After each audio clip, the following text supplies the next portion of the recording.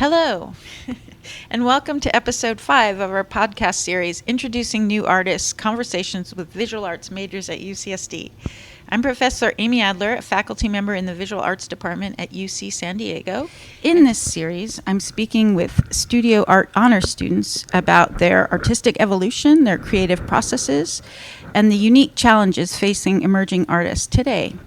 I'm particularly interested in understanding how our students navigate the complexities of developing their artistic voices while preparing to launch their careers in an ever-changing professional, political, and personal landscape. And today I'm joined by Nat Hernandez. Natalia or Nat? Natalia. Natalia, a senior in our honors program whose multidisciplinary practice explores intersectional identity through textile sculptures, drawings, and socially engaged art. Natalia's work addresses LGBTQIA+ and Mexican immigrant experiences through deeply personal narratives that connect to broader social issues. I'm joined by 12 other students from the Studio Art Honors Class of 2025. Hello. So let's begin our conversation. Greetings, Natalia. Could you start by introducing yourself to our listeners?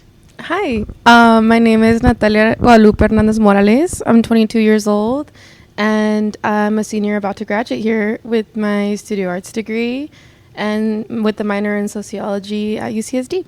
Wow, congratulations. That's Thank you. Exciting. So, Natalia, tell us a little about yourself and your background.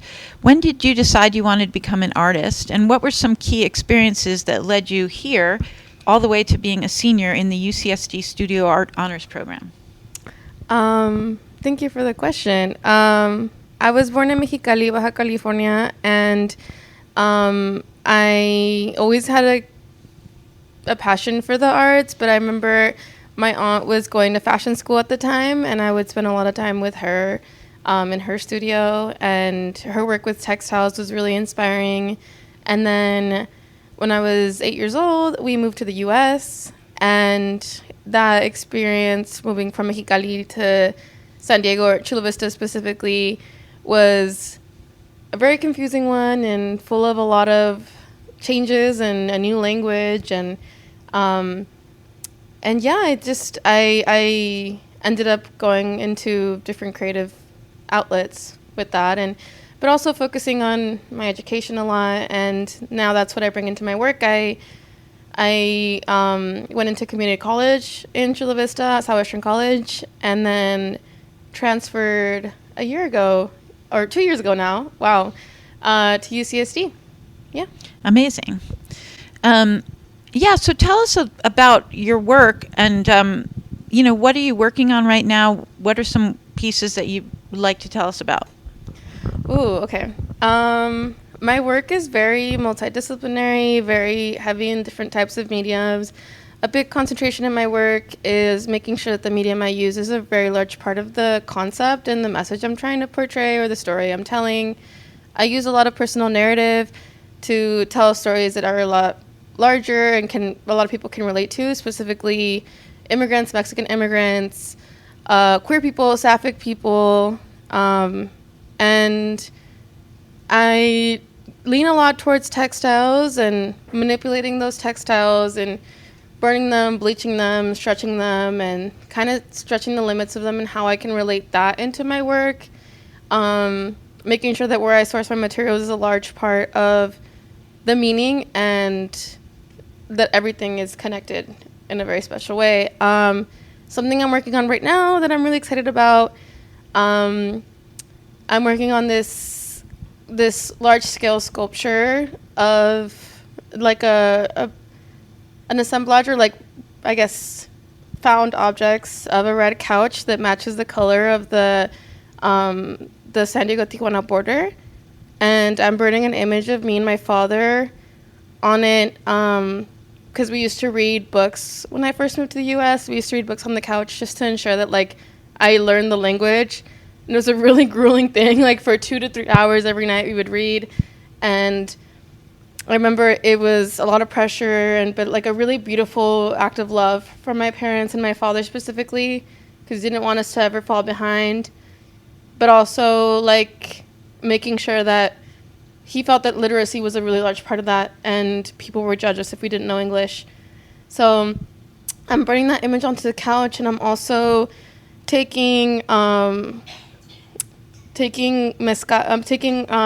cutters, which are called coas, and I'm using those to replace what holds up the couch, so that it holds it up, because the whole practice of cutting the agave is a really ritualistic practice that centers a lot around labor and love, and there's a lot that you have to put into growing agave, years and years, almost a lifetime's worth, to even get a good harvest. And then also a lot passed down amongst family, and there's a lot of agave farms and tequila factories in Guadalajara, where my mom is from. So I'm just using that as like a basis for telling a story with both my parents and myself, and also using the cutters themselves to dig into the earth here in the United States to kind of show us, like, express a sense of taking up space and almost a permanent imprint and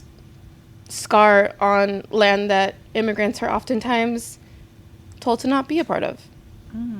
Wow. I'll talk about your piece, Inflada. Oh, yeah. This is an impressive 8-foot inflatable self-portrait that you say addresses big feelings and reclaiming space. What inspired you to work at this scale and with this medium? Well, this was going to be the last piece I made my first quarter here at UCSD. And I remember I was feeling a lot of imposter syndrome, and a lot of my works I made really large scale and really non-aesthetic, because there was so much urgency and rush to get it all done, and like never caring what it looked like and just what it said. I really just wanted a huge, memorable piece to show, kind of as large as I wanted to present, because I was told that, by my family at least, that as much as I might stand out, like I might as well just accept that and acknowledge that as a strength, and just to like overdo it to the point where no one can tell me anything about it. So I made a really large piece with the vulva and really large breasts and body hair, and just to reclaim the space that I could feel maybe didn't feel welcoming. You talk about, in conversations, you've talked a lot about, your relationship to your family, and how do they feel about your work and your being an artist? My parents don't know much about my work. They're not really deeply involved in my life. However, I do take a lot of inspiration from photos of us, and thankfully my parents have a lot of photos. But they're very proud that I'm an artist. It's definitely taken them some time, especially since they moved to the U.S. They came here so that we would have more stable careers, and knowing that I wanted to be an artist was kind of insanely difficult for them to accept. But they've told me that everything comes with hard work, and ever since I was in high school, they made me network and be a part of things and volunteer, and just to get my name out there. And they're a really large inspiration for me with my dad's produce business, and seeing the way he started from volunteering at a small nursery to now selling wholesale produce across the border. They've been telling me that anything I want to do can be done if I humble myself and start from the beginning, and work my way up to the top, or just always do it with community. Always make sure that I do it surrounding myself by people that I love, and knowing that I'm doing it for communities that I'm a part of. Another piece that talks about your own body in relation to gender and clothing is the Boxers series, where you explore body autonomy and identity. So I'm just curious if you could talk about this series and how, documenting your own body over that period of weeks was meaningful to you in your practice. Yeah, it was very meaningful to me to take photos of myself in a really vulnerable way wearing these pair of boxers. The whole point was to manipulate them enough to kind of showcase that weird relationship I have with undergarments, and the power they sometimes hold a lot over people, and how there's so much deep commercial energy with that, and overall wearing them in so many different ways and showing my body, and sometimes really aggressively, in the sense that it wasn't necessarily cosmetic or societally appealing. It was really powerful, and at some point became this neurotic obsession of doing more and more and more until it was finally all out of me. And that felt like a really great play with power, and also relating that's something that I was going through at the time, understanding how that related to my life and my relationships, specifically my sapphic relationships, and like understanding how my body played a part in that. And I think that's why I had such an urge to make so many. I made like 57. Wow. Yeah, I mean, you work across many different mediums, from photography, textiles, drawing, sculpture, and performance. So how do you choose which medium to use, and which medium would best serve, the concept that you want to explore? Like, how do you make that decision? I sometimes don't even get to make that decision for myself. I end up changing it a lot. Like, I'll oftentimes have an idea, and then in a few weeks it'll be completely different. So it just takes me a while. But I like to play a lot of music and sit down and really think and go through different photos. But also, like, I don't know, I just will think of certain items, and then what comes to me, I guess I can't explain that part. But in an example being like the piece that I made, Burro, which was like where now is a hung sculpture of like charred wood, evolved so much, but almost like without my consent. Initially made a chair to talk about I changed a chair around that was like a school chair to be an image of what it was like to be in my senior year in university. It got rejected by a professor, and then I made another one, and I made the way that I felt when the professor rejected it. I felt stupid, like burra, dumb, and like I wanted to reclaim that. So then I built this rocking donkey, and then I wanted to burn it just to take back that power, but I was hoping that it would stay all in one piece so that it would rock back and forth and like mark the floor, but then it fell apart. So like I had to keep working and figuring out what I was going to add, string, now I'm going to hang it. Like, there was so many decisions that weren't my own, but in the end, somehow, I don't know why, they just worked out. But a lot of it also comes with like speaking to my family and thinking about my story and seeing what comes to mind.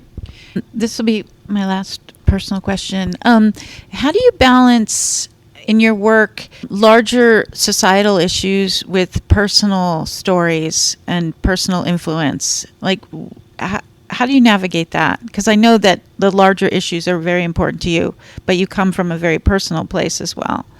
Oh, that's a really good question. I don't know. It just depends on what I'm feeling more at the moment.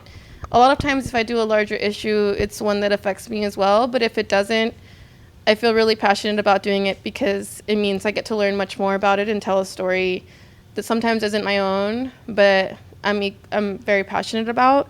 I think I choose what I want to tell based on what I think would benefit my community the most at the moment. And if I feel there's a story of mine that will connect to folks in my community at the moment, if I think that people who've lived lives like me, if I think immigrants and lesbians and I don't know who else will relate, I'll make that, or I'll tell my story. But if I feel like there's a larger story that needs to be told at that moment, then I'll have to do my research and kind of stray away from myself a little bit. And that's a really exciting thing, because not only does it have to be about me all the time or other people, but I can mix the two and see myself in a larger story, and folks can see themselves in my much smaller story. Great answer. Does anyone have a question? We have one back there. Shiva is coming to the microphone. So I actually have two questions, but the second one is silly, so you can just say it after. So a lot of your work relates to political issues, as we have heard from you right now, but I want to hear if you have a statement or a call to action to anyone in society to like kind of ask like, hey, you should really listen to this, because I think you have a lot of different topics, but I would love to hear a like well-rounded like 2-sentence statement of exactly what you want to call to action. And then also, how many bags of hot Cheetos do you think you've eaten in the studio in the past 2 years? All the bags of hot Cheetos back there. Okay. A call to action right now that is really, that I think everyone should pay attention to, is everything that's going on in the border right now. We live in San Diego, and we're just 20 minutes away here. Well, longer, but we're just so close to Tijuana, and automatically it's such a massive shift, and there's such a large stigma with the city. And I think my call to action is for people to educate themselves and learn to like educate themselves from the source, specifically do the work on their own, ask questions, and learn about what's going on between specifically the cross-border community. If you're not going to see what's going on either side separately, notice the people around you every single day who live binational lives and cross-border careers and families on both sides. And also with that, like involving yourself and educating yourself in the ways in which living in the United States and being a consumer is in a large part contributing to inhumane labor practices with maquiladoras, and the way it's affecting different marginalized communities, a lot of women. And just staying present and listening, learning, and always seeing ways in which you can make space, because a lot of times it's really hard for people to demand the space all the time. Thank you for that. Powerful. Oh, and lots of bags of hot Cheetos. They're not all mine, a lot of my friends, but I have like 3 there right now. There's so many new types of hot Cheetos. Oh, yeah. It's crazy. There's a movie or series about the hot Cheetos. Did you see that? Yeah, I love that movie. That was good. No, yeah, that guy's cool. I can't remember what it's called. I don't know. But they're like Chicane stories on Disney Plus or something. So it's good. pretty cool. Okay, so what advice would you give a freshman or sophomore just starting out in the Viz Arts department at UCSD? Any tips for navigating classes, professors, or resources you wish someone had told you earlier? Ooh, a big one for me. When I first came to UCSD, I was like, I have 2 years to make this count. I worked really hard to get here. I learned a whole new language. So did my whole family. I better lock in. And I figured if there was ever something that I thought I should do, it didn't matter how inaccessible it was, I was going to have to figure it out. And a lot of that related to like using different mediums. And I think a lot of the time, it can be scary to branch out and think about, okay, if I want to make this 8-foot tall inflatable, well, I can. I just, like, I don't know. I don't have this. I don't have that. There's no excuses. There's always a way. There's always got to be, you can figure it out. You know what? It's got to get done. Find a way. Like, I would always tell myself, like, no hay de otra. Like, there's no other fucking way. Figure it out. And I would tell my mom or my dad, and I never told them what I was making specifically, but they were like, well, you got a whole world and 2 countries. So you can go and buy supplies, ask your aunt for help. Just no excuses in that. But then also finding community amongst your friends and sharing ideas and talking about what you want to make. And a lot of times it can make you feel very comfortable and safe if you share, hey, I want to make this, and you get really great feedback, or if you're told, no, maybe not. It's a really beautiful tool that I really enjoyed. And as far as professors, my go-to move is like before every class on the first day, I'll go up to the professor, and this is what my dad told me to do. He was like, you go up and you're like, hi, this is my name, this is what I do, like, I'm really excited to be here. And that way, every time someone reads your essay, they know who it is. Yeah, that's great. I think that's a great move, and it is very much appreciated when students do that. Last question is, what are your plans after graduation, and how do you deal with the challenge of transitioning from, being a student to your journey as a professional artist, and what ways are you preparing for that transition? It's honestly a really scary transition. I'm looking at different jobs right now in all sorts of fields, and specifically looking at different organizations, keeping my eye out, and mostly sending a lot of I'm doing a lot of cold calls and sending a lot of random emails just saying like, hey, I'm really interested in this. But more specifically, my plans are to work with organizations connected to the border here in San Diego. Hopefully, I'll want to travel to Oaxaca if I'm able to find like some sort of fellowship or grant to learn about textiles over there. And or go to Guadalajara and visit my family and learn something there. But more so, like, stay centered around the border and make work for people like me and stories that I want to tell that I know need to be told. Wow, amazing. So thank you, Natalia, for this thoughtful conversation today. What strikes me most about your work is how you're able to transform these deeply personal experiences into art that speaks to broader social realities, creating a bridge between individual identity and collective experience. Your willingness to make yourself vulnerable while addressing these complex issues of gender, immigration, and cultural belonging demonstrate the power of art, the way that you make it, to create space for voices that have historically been marginalized. So thank you, Natalia. Thank you so much. To our listeners, thank you for joining us for this episode of Introducing New Artists, Conversations with Visual Arts Majors at UCSD. I just want to thank the UCSD Visual Arts Department for making this series possible. So until next time, thank you, everybody.